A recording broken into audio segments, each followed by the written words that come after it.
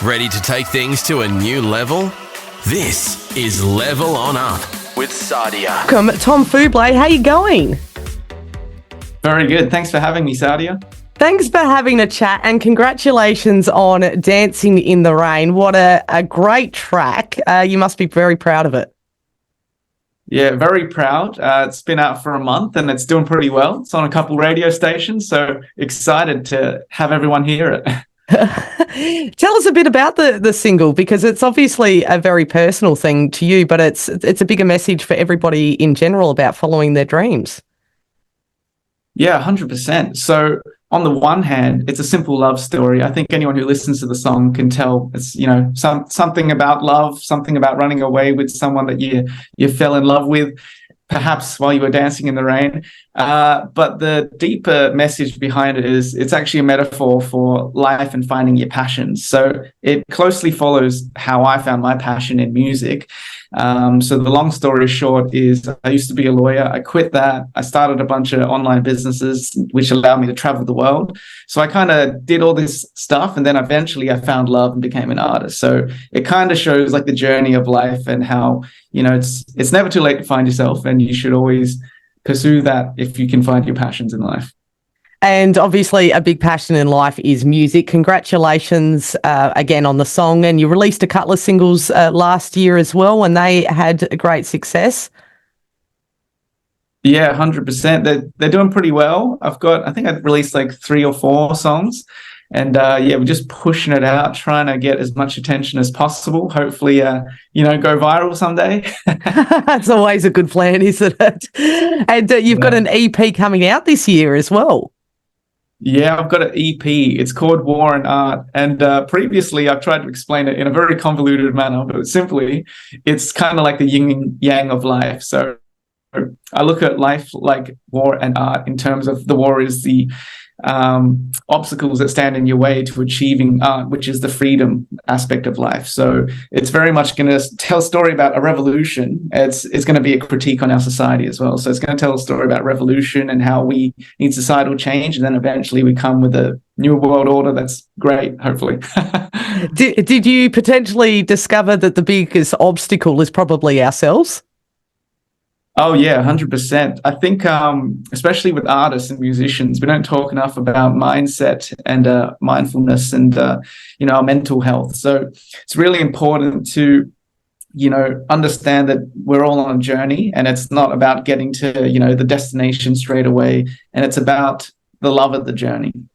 And taking that moment to dance in the rain while we're at it too. Well, yeah, although it rains on us, we dance. And you did a bit of traveling around the time you were writing this song, I believe, as well. Yeah, so at the time, me and my girlfriend were just about to go to South Africa, and she always says, you need to write a love song about me. So I said, okay, done.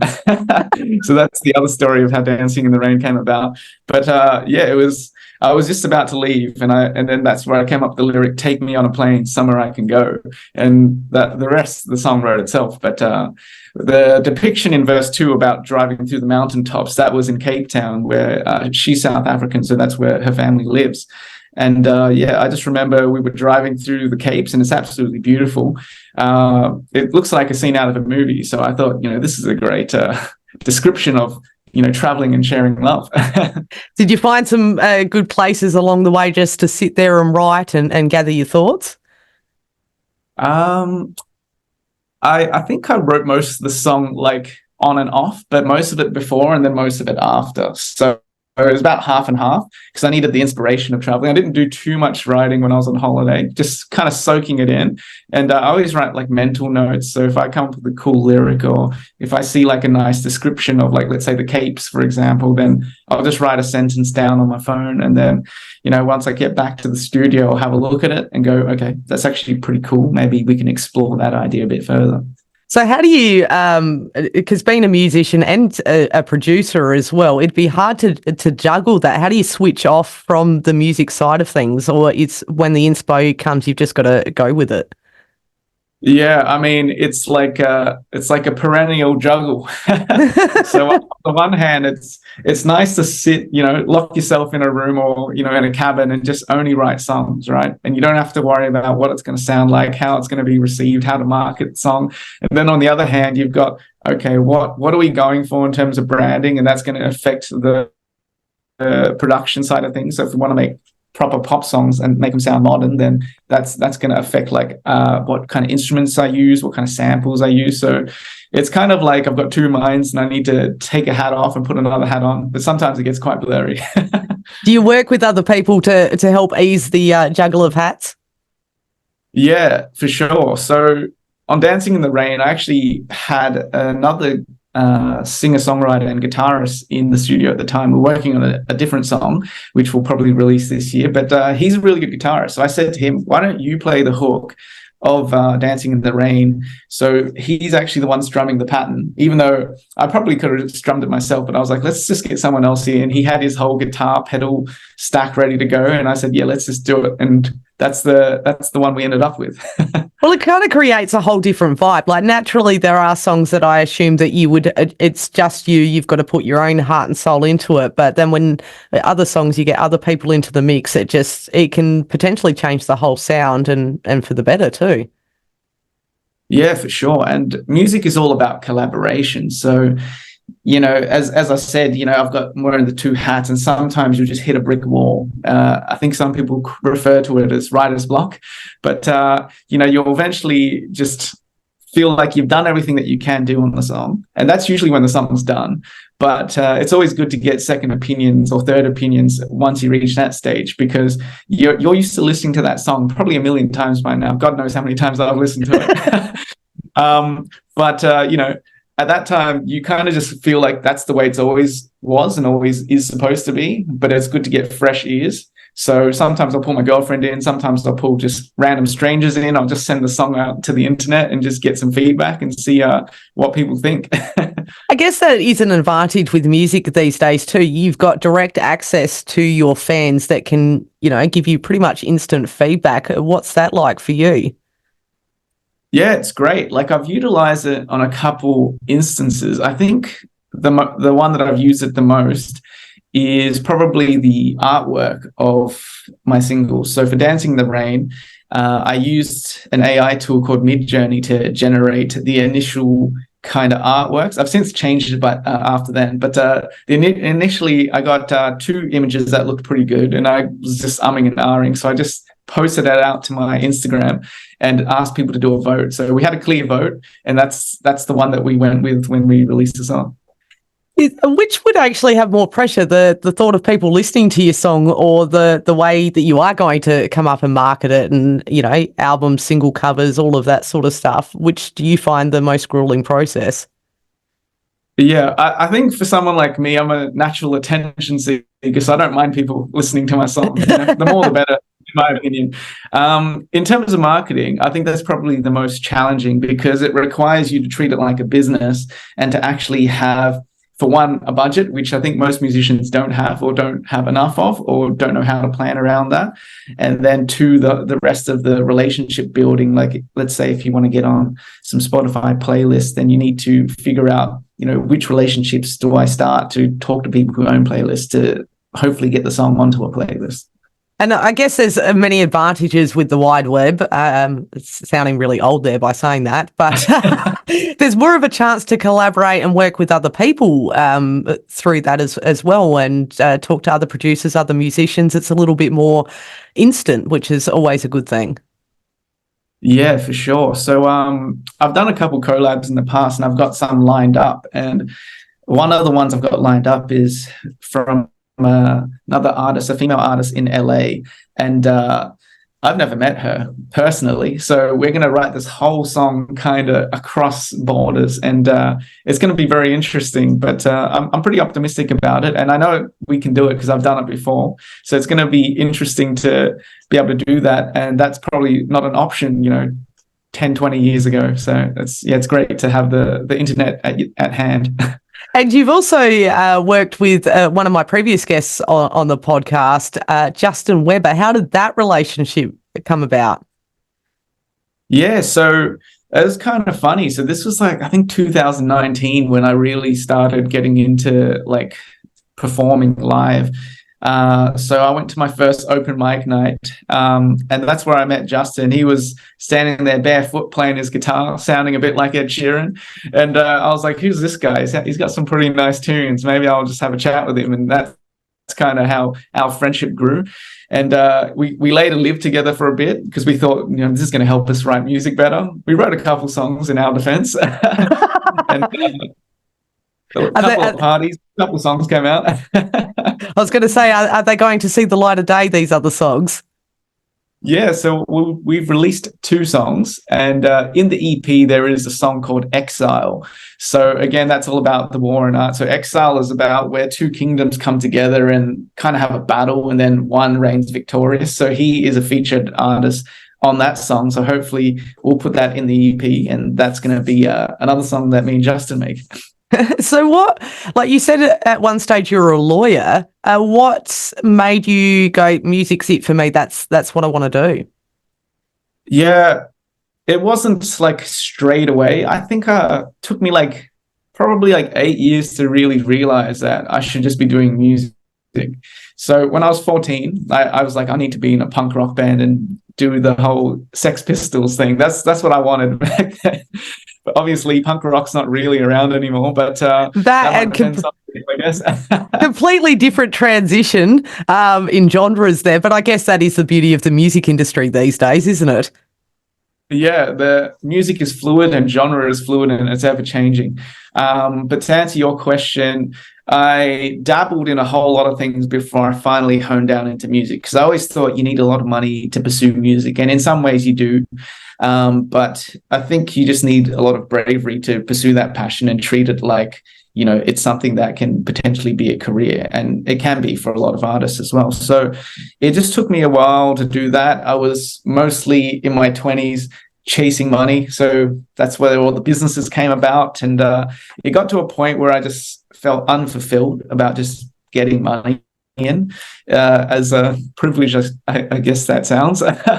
Because I think in life, it's a lot more about, living your life and your journey than just making money. And finding that balance, yeah. Not the only aspect. Yeah.